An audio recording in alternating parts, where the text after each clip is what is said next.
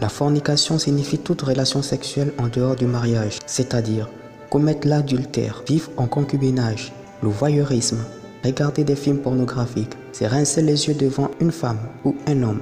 L'homosexualité. Dieu punit très sévèrement ce péché de la fornication par la mort si on ne se répand pas. Par exemple, il a détruit le monde entier au temps de Noé à cause de la débauche sexuelle, ainsi que les hommes du temps de Lot. Tous ceux qui commettent la fornication risquent de finir dans les flammes de l'enfer et les temps de feu. Numéro 2. L'idolâtrie. L'idolâtrie se définit comme le fait de rendre un culte à une divinité autre que le Seigneur Jésus-Christ. Il peut s'agir de l'adoration d'une statue, d'une photo, d'une représentation quelconque d'un dieu ou même d'une célébrité. La Bible dit que les idolâtres n'entreront point dans le royaume de Dieu.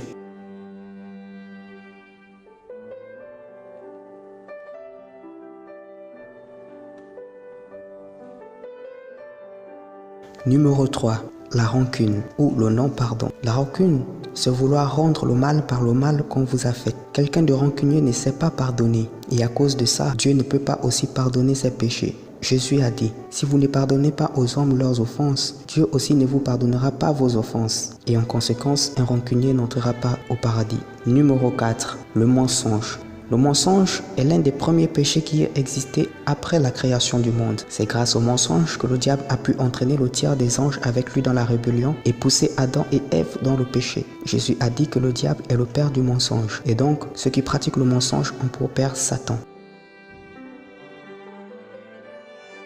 Le blasphème contre le Saint-Esprit. Nous trouvons ce péché dans Matthieu 12 au verset 31. Jésus dit, voilà pourquoi je vous le dis, tout péché et tout blasphème sera pardonné aux hommes, mais le blasphème contre le Saint-Esprit ne sera pardonné ni dans ce siècle, ni dans le siècle à venir. Le blasphème contre le Saint-Esprit a deux significations. Premièrement, il s'agit d'attribuer l'œuvre du Saint-Esprit aux démons, c'est-à-dire outrager le Saint-Esprit et le qualifier de démon. Deuxièmement, il s'agit de rejeter entièrement Jésus-Christ comme seul et unique sauveur de votre âme. Numéro 6. L'orgueil. L'orgueil est le premier péché qui anima le diable dans la rébellion. C'est un péché qui va vous pousser à toujours vouloir vous placer au-dessus des autres. L'orgueil est un péché qui vous rendra hautain, imbu de vous-même. La Bible dit que Dieu résiste aux orgueilleux, mais il fait grâce aux humbles.